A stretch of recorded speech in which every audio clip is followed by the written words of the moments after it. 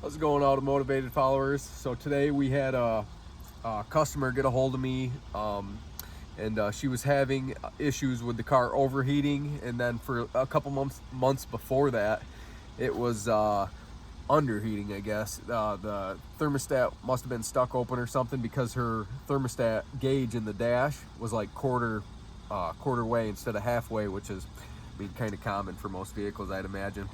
So today we got let's see what this is. It's a 2012, it's a Chevy Cruze. And what is the engine that it has? Let's see here, guys. So the engine it has is the 1.8 liter. It's non-turbo, obviously, because the manifold has nothing built onto it. So I hooked in my scanner. This is the Launch X431 scanner. I use it in most of my videos. It's the only decent bidirectional scanner that I own. So right there, we got the P0128. And actually, I've done one of these before, but it was on a Chevy Sonic instead of the Chevy Cruze. And she was having the exact same situation with hers. So this whole assembly right here, as you can see, set up my light a little better. So this part right here is the actual thermostat, and then this is the thermostat housing down here, where it goes. You got your inlet and outlet to your heater core, runs back. You got this top one, I believe goes to the throttle body if you trace it out. This one here, if you guys do this job yourself, you got to be super freaking careful with this top fitting right here, because the guts of it are kind of bonded to this aluminum, and it's super common for the guts to stick to the aluminum or plastic. I believe this must have been replaced before, because I believe they're plastic from the factory, but anyways, do not break that. And if you do, they're about $70 with a commercial discount from the dealer. Without a commercial discount, you're probably talking 100, 120, somewhere in there. Not really sure. I've never tried to buy one without the commercial discount, but that we're gonna have to be careful about that. So anyways, let's get back to the heart of the matter. So she has the P0128. 9 times out of 10, that's the thermostat itself, or the coolant temperature sensor itself. But I don't think it's the coolant temperature sensor. I guess I can go in here and see what it's sitting at. We got an automatic transmission. Set this up here for you guys. We got automatic transmission. Let's get to some live data here. Engine cooling and HVAC. I'm gonna just select them all for the shit of it. Let's turn it vertical. Let's see if we can find engine coolant temp. So ECT sensor. Let's get into English. Saying 77 degrees, which isn't too far-fetched, because she just drove to work not too long ago. Desired ECT right now is 221, which is kind of odd. So the ECT and IAT are disagreeing. So what's the intake air temperature sensor say? Oh, no, the IAT does say 78 degrees. Sorry if my angle was a little messed up there. So obviously she just ran it not too long ago, and they're just cooling down with each other, which is a good sign. I just popped the hood literally 3 minutes ago, so I'm pretty comfortable with the ECT sensor reading the correct information. However, something I can show you guys, stick my light back up top. When you buy this assembly, it's cheaper to buy. So this has the thermostat itself, as you guys can see in there, and then this housing, it's got a temperature sensor there, thermistor of some sort, and then another thermistor, which is the main ECT sensor right here. So when you buy this from like AutoZone or whatever aftermarket, it's all aluminum, but it's actually $4 cheaper to get this whole assembly than it is to get just this front bolted on housing here. So the mini thermostat housing itself is like $4 more than the whole assembly. It's a little bit more work because you got to dick with this top fitting here, which I've had really bad luck with in the past. And then the inlet and outlet for the heater core, you have to mess with too. So, I mean, that's not a huge deal here. Mainly, the main concern, if you guys are doing this yourself, is going to be this top plastic fitting. So, let's see how this goes here, and I'm going to start taking stuff apart. And also, a regular socket set's not going to do it on this job for you, because I don't know if you guys can see here, those are external Torx sockets there that you're going to need. So it's not really a DIY type job here, honestly. It's unless you want to dick around with that fitting there and then buy an external Torx socket set. So I'm going to start taking stuff apart, and I'll start the video back up. So you guys can't really see very well, but so this is the fitting right here. Let's see if I can move you guys over a tad. Let's see. Wrap you around that. Around that. Might be a little shadow here, but let's see how that acts for you guys. So this is the one you gotta be careful about here, guys. But just wiggle it back and forth and pray to God the guts don't come out with it. You get a little bit of coolant loss right here. That's all right. I'm pretty sure the guts didn't come out on this one, which this has been done in the past, so okay. It seems that the guts are all still there. The one I did last time, literally the plastic was still down in here. See how this sticks out a little bit past the part where you pinch? That was stuck down in there. So that makes me happy right there. That was my only concern of this whole ordeal here. So I'm gonna continue and take out, you can see this external Torx bolt here. There's 4 of them that run down along that. And then I'm also, I'll show you guys real quick. So they make a tool like this that has this kind of end on it. It's called a remote hose clamp tool. So you pinch this, and it squeezes the clamps, and there's also a lock on it right here on the back where it will release it. That's probably what you're gonna want for this job. So like down here, hopefully you guys can see me in the video. Someone broke that connector already, so you don't gotta worry about that. Let's disconnect this one. This is your engine coolant temp sensor we're gonna disconnect. So that's disconnected. I'm gonna get this out of the way also. So let's squeeze this together, pop them out. All right, so now all our electrical stuff pretty much out of the way. Let me disconnect this all the way here. Nope, I guess that's staying together. Anyways, that's kind of out of the way a little bit. Anyways, boy, I wish I could back up a little bit so you guys could see a little better, but that's not too bad, I suppose.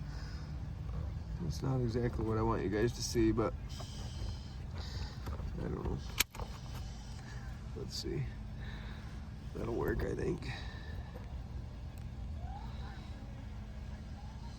All right, anyways, let's take this front hose off. And with the remote pliers, it's much easier. All you're gonna want to do is just grab it, squeeze them together. Hopefully you guys can see that. Pull it back, release the remote pliers, twist it off. And as you guys can see, it's coming all off. There we go. So I have a bucket underneath here that's catching all this. Let me grab a rag. All right, guys, so we got to take this bracket off to access that Torx right there. And let me see what it is. I want to say it's an 11 or a 10 millimeter. It is a 10 millimeter. So let's get our 10 millimeter down here. I apologize for the angle, guys. It's not ideal here. I'm actually at the lady's work. It's kind of a late night rescue. She don't want to drive home and overheat and blow up the engine. So let's take this bracket off. Then we can access all them external Torx bolts that hold the whole assembly on. We're gonna put this on the new one. This nut right here we took off. There's just a stud that sticks out of the housing down there. You guys can just barely see it. And then this is the bracket. We're gonna set this to the side. All right, now let's get all, we can get them heater core hoses off first, I suppose. This remote makes it a little easier. So you can just squeeze that, it locks. Take it off, kick it back there for now. Let's wiggle it. See if we can pop it off. Oh, probably gonna have to get a little pick in there.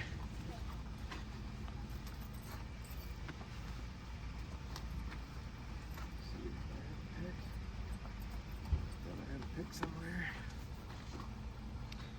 Oh, I got my pick right here. We're gonna stick a pick in under here and kind of work this free. Be careful not to score up the inside of the rubber.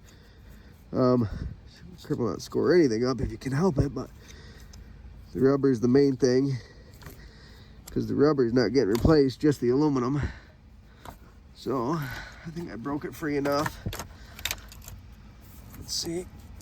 Yep, so she's moving. And then when we put all this back together, we're going to, remember that one goes on top. When we put this all back together, we're going to put silicone lubricant on all the fittings so it'll go together and come back apart much easier if we ever have to in the future. So there's another one down here. Let's grab that with the remote pliers. The remote pliers are made by Astro Pneumatic. I love the freaking things. They're amazing. I won't do a coolant job without them now because you can just grab right on. Don't got to mess around. You just grab it, spin it back a little bit. Sorry, I'm in the way of the camera. Don't have much room. Just bring it back a little bit like that. Release it. It's just so nice. It's just the perfect design. So get that out of the way. Let's get this next hose off. Here, I don't know if you guys can see that back hose, but this back hose right here has got to come off. Oh, gonna have to stick my clamp in there. I probably should have taken that clamp off a little bit farther. Let's do that. The nice thing about the remote ones, if you got to get back onto it, only takes a second. All right, go back a little bit further because we were still kind of on the metal. All right, now we got it back plenty far enough. Trying to hurry to get this done before she gets out of work so she doesn't have to wait in the parking lot for me for too long. Okay, so now I'm really gonna be in your way. Let's get in under here, get your pick in here. I don't know if you guys can see, but get your pick in here, go around it. Careful not to scratch the rubber all the hell. Hopefully you guys can see all this.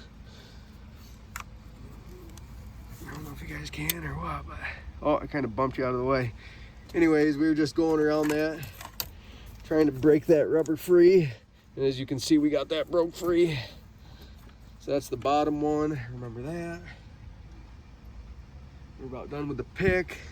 All right, now for our internal Torx, or external Torx. All right,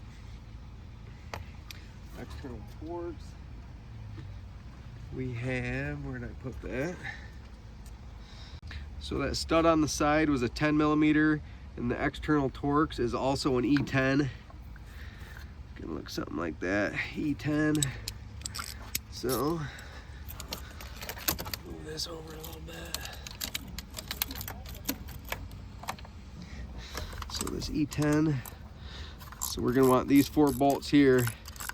You'll see them. They're not hard to find. It's actually super easy to find them. Can't miss it. They're actually a little bit loose too, honestly. And the lady was complaining about leaking coolant before, so I wonder, oh my God, these are all loose. Yeah, so I wonder if this has been one of the causations all along of leaking coolant. But she just recently started having the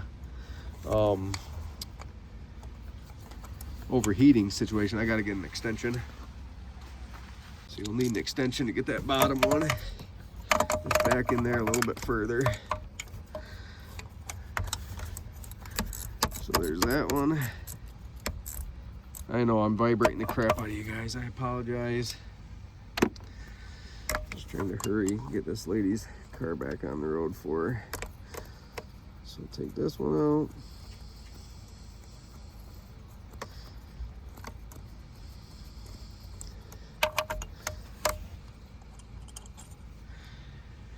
Head out for her.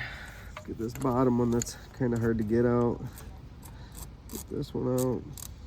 We're gonna have to torque these all up. It looks like whoever did it the time before skipped some steps. And I also noticed there's a screw missing.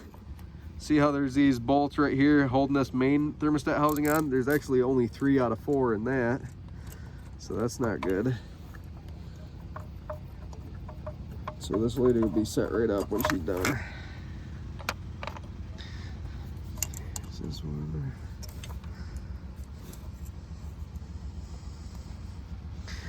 Hopefully this video is helpful for you guys. I know it's a little bit rushed.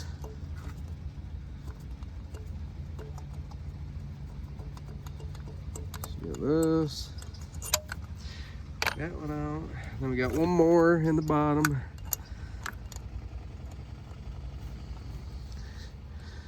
Now I'm all slippery from coolant.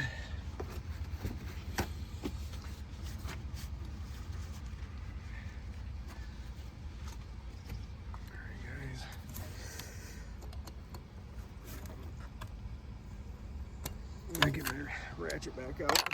A little tight being the last one. You know, the last one's always fighting you because of the weight of the things on it. It's right above the shift cable though, so be a little bit careful.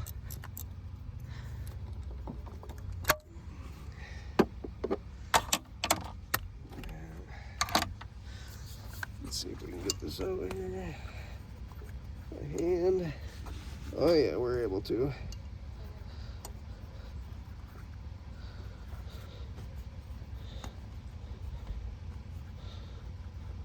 Yeah, get it held in the right spot to be able to spin it out by hand, or else it puts side pressure on it. All right, almost done.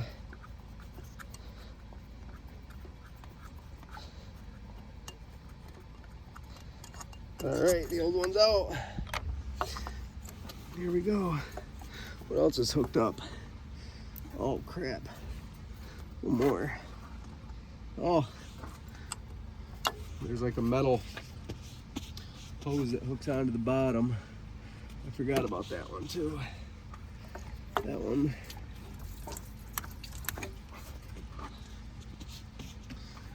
I remember it now from the last one I did, but I forgot in the meantime.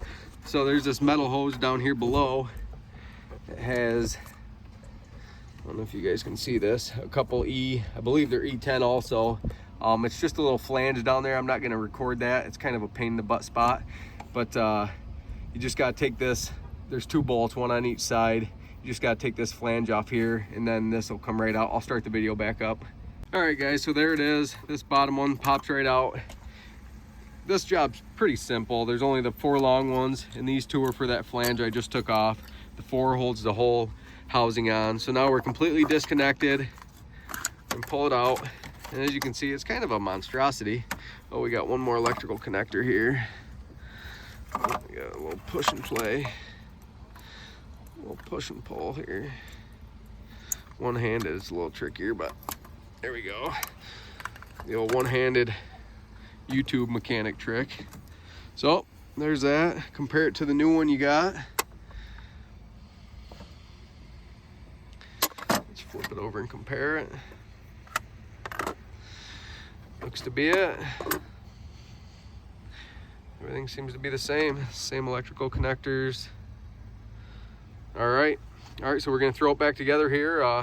The removal's or the installation is obviously the opposite of removal, but what I'm going to do is take silicone lubricant and put it on the seals and put it all over where any rubber contacts metal. You don't want to glob it all up to where it's going to slip right off, but just a little bit. So like on this here, we got a little O-ring down in here. Actually, the O-ring stuck right there. Make sure you grab that O-ring off.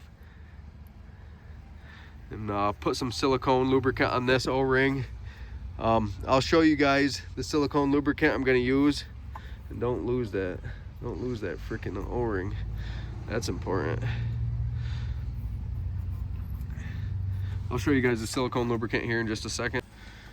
Guys, and then also any surface that you're going to be reusing, try to clean up. I used a wire brush down there on that. Make sure none of the old gasket material is sticking to it.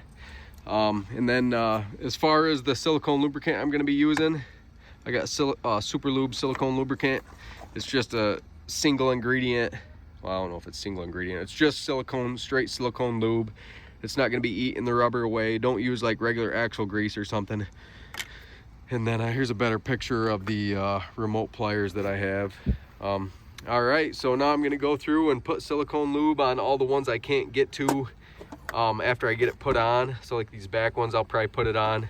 Probably the top one and the front one I'll leave till last. But let me throw that back together now. All right, guys, so we got everything put together here. We got our electrical connector on the bottom. The throttle body coolant return line hooked up. The engine coolant temperature sensor back here is hooked up. The inlet and outlet of your heater core is hooked up. And then I forgot to mention before, this is actually, I'm pretty sure, an electronically controlled thermostat. I believe it's a duty cycle controlled thermostat. So, and then I believe there's a mechanical failsafe in it, like the old thermostats. But I'm 99% sure it's a thermostat, electronically controlled thermostat. Well, I guess it's a bi-controlled, mechanically and electrically. So anyways, that's hooked up. We got to put this plate back on for our wiring. But before I do that, I'm gonna run it, I'll fill it up so I can check for leaks, because that plate there that you put on kind of covers stuff up. So that's where we're at now. And that's a whole nother situation there. You could have an electrical issue causing this thermostat to be stuck open partially, and that could be a fault as well. But I'm pretty confident. I've done quite a few of these where it was the actual thermostat itself causing the issue, and we weren't getting any circuit codes for open or short to ground or anything in my scanner. So I'm pretty confident with replacing this throttle or thermostat housing all in one piece. So I'm pretty sure the actual thermistor temperature sensor here, and then this is the electronically controlled duty cycle thermostat here. I could be wrong. If I'm wrong, let me know down in the comments. And if you guys can clue me in on stuff you guys know also, that would be cool too. But so now I'm going to fill this thing back up and see what we're looking like. All right, guys, so I got everything back together. Starting to fill up the reservoir tank. We're going to be checking for leaks. Going to have to let it get up to temperature and circulate a little bit. Let that thermostat open up. As you guys can see, it's steaming a little bit from where I spilled the coolant. Another thing, if you guys have that same code that I had, you're going to want to clear your fault codes when you start it back up, or else your coolant fan will still be running continuously. This one, as soon as I could do it with the engine running, I cleared it, and as soon as I cleared the code, the fan kicked off and it went back to a lower RPM idle. So pretty much right now it's a waiting game. Just let it warm up a little bit, get all the air out of the system, and fill it up with some coolant. I'll show you guys, I mean, this doesn't prove everything, but I can show you guys that we have no codes right now. So right now we got no trouble code, system normal. Obviously, you mechanics who know a little bit about vehicles, it'll take some time. If there is a code, it'll take, you know, whatever cycle the temperature is in. I don't know if it's like the first warm up, second warm up, 50 miles of driving, whatever. That code might not come back for a little bit, but what we can do is make sure that it gets up to temperature, stays at a constant temperature, whatever the OEM specified temperature is, and make sure it doesn't overheat or underheat. All All right, guys, so there's our engine coolant temperature sensor. There's our desired 221. I want to make sure the actual sensor doesn't go above 221. It could go a couple above, but what I want to see is the coolant fan kick on. It is pretty cold out today though, so we might just see a drop. See there, it's going up. Then the thermostat should open, and then we should see a pretty quick drop by a few degrees at least. So right there, we're at 222.8. Let's keep an eye on it here. It'll get to a certain point, and then the fan will kick on, and this thermostat gauge on the dash is agreeing with what I'm getting here on the scanner. As you can see, it dropped back down a little bit. And with this being electronically controlled thermostat, it's going to stay pretty precise. Like an older one, you'd see like a 20-degree drop, and then it would kick back up again. And as you can see right there, the coolant fan hasn't kicked on, and we're getting, see now, down to 217.4. So I was going to show the customer this, and so she can see that this thermostat is being controlled. We're not overheating. So yeah, now we're down to 213 again, 212. I'm not surprised the coolant fan didn't kick on though, because it is probably 30 degrees out Fahrenheit right now. And then I want to see that thing close again and then go back up. 208. Shouldn't go too much lower than that. So now it's going back up again, 210 degrees Fahrenheit. So that's a confirmed fix for me. I told the customer to keep an eye on the surge tank. All right, so on that Chevy with the P0128, I wasn't able to film the rest of the video. You guys pretty much got the gist of it. As you can see, the thermostat or engine coolant temperature sensor was staying within like a 20-degree, maybe even less limit. It would open, cool down, close, warm back up. So that was a confirmed fix. I noticed, I went back and looked at the footage, and I didn't record the scan data of the actual issue in the beginning. But I can assure you that a long time ago, she was having, not that long ago, a few months ago, she was having an undercool issue, as I said in the beginning of the film, where the temperature gauge was quarter way. So it was probably only warming up to like 140. And then just within the last couple weeks of me repairing that, she was having, must be a stuck closed thermostat, and it was overheating bad enough to where it was boiling off the coolant. So I just wanted to do a little bit of filming here at the end to wrap it up. I wanted to thank you guys for watching. If you have any questions, leave them down in the comments. But it just goes to show that the P0128, I know I was kind of a parts changer on that, but the P0128 is almost always the thermostat getting stuck open or stuck closed or some kind of issue with that. But hit the like button. Please subscribe to the Automotivated channel, and thanks for watching. Till next time.